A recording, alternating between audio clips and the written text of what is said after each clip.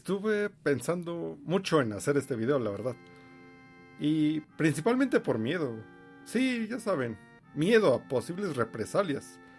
Pero es que considerando todos los feos acontecimientos que han ocurrido recientemente, tan solo en este año, siento que este video ya es necesario hacerlo. Y bueno, ya verás el porqué. Porque faltan pocos días para el Mundial y México, país donde vivo, está enfrentando una gran cantidad de casos de... Pero lo realmente preocupante es que todos los casos son muy distintos, a diferencia de otros tiempos, donde o era solo entre los mismos criminales, o era por algún asalto a mano armada.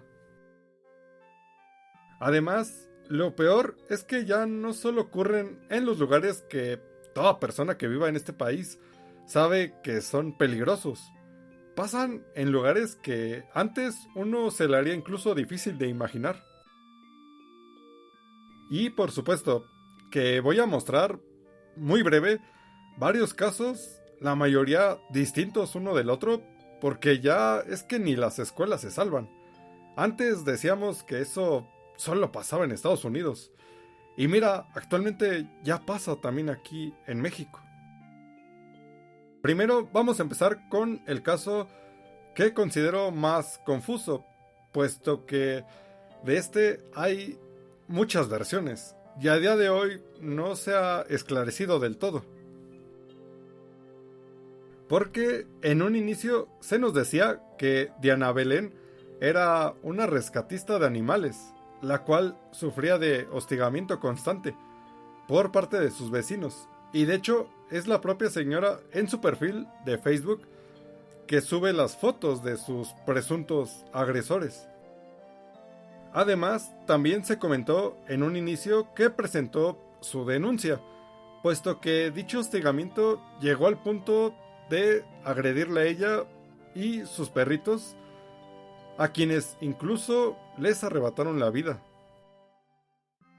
Esto del hostigamiento y demás tuvo una duración de varios meses, y fue en marzo de este año que la señora ya fue encontrada sin vida, luego de que se reportó su desaparición unos días antes. Y días atrás se dice que la señora ya le habían advertido sus agresores de lo que le iba a pasar. Esta noticia primero fue cubierta por algunas páginas de Facebook, y con el paso de los días fue abarcando cada vez más notoriedad.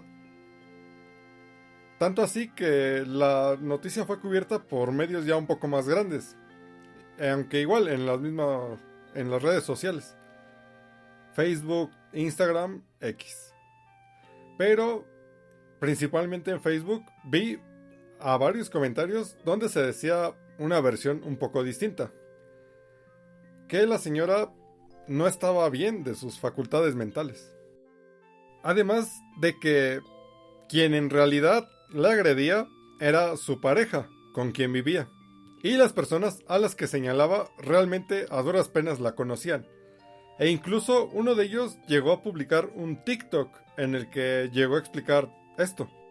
Señalado por usuarios de redes sociales como el presunto responsable. Ofrece su versión de los hechos y apela a la presunción de inocencia. Y también ahí mismo mencionó que incluso se tuvo que ir de su hogar, ya que estaban atentando con su vida. Y varios días después de esto, 2 sujetos fueron detenidos por acabar con la vida de Diana Belén.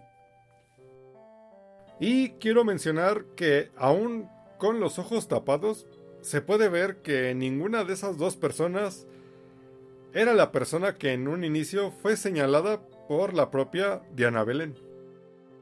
Además también, muchos, presuntamente gente que es del mismo lugar donde vivía la señora, afirman que no era rescatista como tal, y que aparte de todo vivía casi que en un basurero, o sea, con bolsas de basura tiradas por ahí. Y bueno, miren, sin importar tanto cuál sea la versión real, lo preocupante es que una persona fue desaparecida y posteriormente privada de su vida.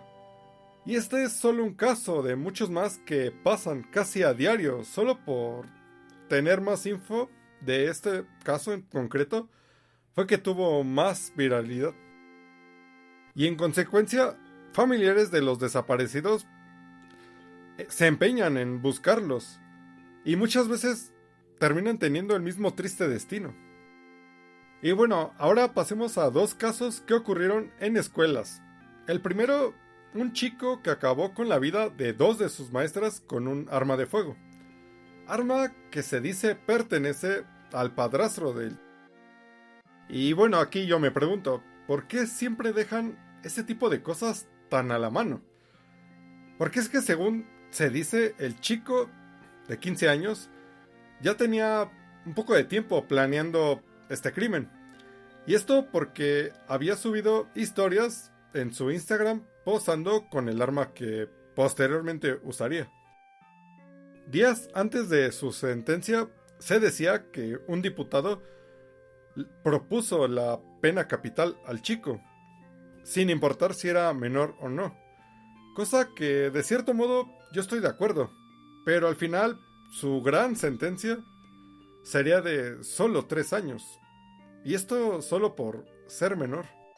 Y antes de pasar ya al otro caso, yo sí estoy de acuerdo un poco con el tema de la pena capital. Sobre todo si es más que claro que alguien le quitó la vida a otro. Porque sí, puede haber casos donde no sea tan claro el asunto. Y de hecho, hay un caso muy famoso de hace muchos años, donde un chico de 14 años fue condenado a la silla eléctrica por un crimen que posiblemente no cometió. El chico se llamaba George Stinney y el juicio incluso fue muy acelerado e injusto por muchas razones. Pero en este caso, se ve que es más que claro que el chico sí cometió el crimen. Y bueno, voy a decir realmente el por qué considero que la pena capital aquí sí podría ser aplicable. Primero, porque tomando el caso del chico, una vez que cumpla su sentencia de 3 años, o incluso puede que menos tiempo, suponiendo por buena conducta, reduciendo la condena, ¿quién te asegura que no va a volver a cometer otro crimen igual? ¿Cuántas veces no ha pasado que, por ejemplo, a un ladrón lo atrapan y lo condenan? Y ya cuando sale, de inmediato vuelve a lo mismo. Y aparte, cuando salga tendrá 18 años. Una edad donde todavía puede tener la cabeza llena de pendejadas.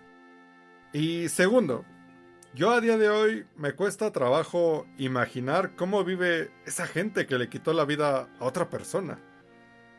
Ya no tanto persona, sino alguien que posiblemente nunca le hizo nada. Es más, incluso le habrá rogado piedad antes de hacer el acto. Y bueno, ahora vamos a otro caso. Y sí, es otro menor, que en vez de ahora usar un arma de fuego, usó un machete. Y con esto le quitó la vida a una maestra, e hirió a 4 más. Y este caso ocurrió un poco después del mencionado antes. Y mira, no puedo confirmarlo, pero posiblemente este caso haya sido influenciado por el anterior. Porque sí, hay gente que suele replicar este tipo de atrocidades, como el último caso que mencionaré en este video, pero vamos a otro antes de ese. Edith Guadalupe era una chica que había salido de su casa en Iztapalapa, presuntamente a una entrevista de trabajo, allá por Avenida Revolución, y que después de eso jamás pudo regresar a su casa. De hecho, su cuerpo ya sin vida fue encontrado en el mismo edificio donde había ido a dicha entrevista. Y al momento de grabar este video, el único que ha sido detenido, de momento, como sospechoso es el guardia del mismo edificio. Ahora sí, vamos con este último caso, y fue el más reciente de todos, y ocurrió en Teotihuacán, precisamente en la pirámide de la Luna. Un sujeto que era de la Ciudad de México, CDMX, empezó a disparar a todas las personas que estaban por ahí. Le quitó la vida a una mujer canadiense, así como hirió a otros más. Y cuando ya posiblemente se habrá sentido acorralado, fue que presuntamente acabó con su propia vida. Después de que haya ocurrido este suceso, se descubrió que el maníaco idolatraba a los dos sujetos de la masacre de Columbia, que para los que no sepan, fueron dos chicos de 18 años, o uno de 17 pronto a cumplir 18, que hicieron un tiroteo en su escuela, y antes de que la policía los detuviese, se quitaron la vida. Bueno, pues se descubrió que este sujeto quiso hacer un acto similar, y por eso incluso actuó el mismo día, o sea, 20 de abril. E incluso tenía una foto hecha con IA, donde aparece junto a los dos sujetos. Y bueno, ya para ir cerrando este video, yo me pregunto, ¿en qué lugar de este país puedo sentirme seguro? Porque veamos, antes lo habitual era ser discreto con tus objetos de valor, si ibas principalmente a la calle. Porque actualmente ya ni eso basta. Porque un día puedes, no sé, irte de vacaciones a algún lugar y posiblemente ya no volver. O si eres un estudiante, que un día de repente a alguno de tus compañeros se le dé por quemar la escuela. O agarrar a disparos a todos. Es más, ya ni puedes ir a una entrevista de trabajo sin ir con esa preocupación de que pueda pasar algo, ya sea camino allá o en el lugar de la entrevista. Es más, aunque esto ya es desde antes, pero no te puedes ya ni fiar de los polis, porque hay cada caso que, bueno, mejor ahí lo dejamos. Y lo que también me suele chocar es el cómo la gente normaliza mucho esto. Y bueno, lo voy a decir, el día que dejemos de ya normalizar estas tragedias y empecemos a mostrar real preocupación a esto, igual y posiblemente ya veamos un cambio. Sí, ya sé, un cambio que irá un poco lento, pero al final ese cambio se hará. Y al menos el único cambio que llegué a ver con este paso de los años ha sido respecto a los asaltos, puesto que ya es normal que la gente se defienda y se una en contra de los ladrones. Y esto espero que siempre ya sea así, para que al menos los robos disminuyan, aunque sea un poco. Y bueno, dejo esto ya como reflexión final. Les aconsejo que sean más precavidos ya en cualquier momento, en cualquier lugar. Presten más atención a sus hijos y si se puede, vean cómo es su entorno. Y esto lo digo por los casos que mencioné sobre los menores. De ser posible, también implementen protocolos o medidas de seguridad, como por ejemplo, si salen, establecer mandar mensaje a cierta hora o mandar ubicación de dónde están, por poner algunos ejemplos.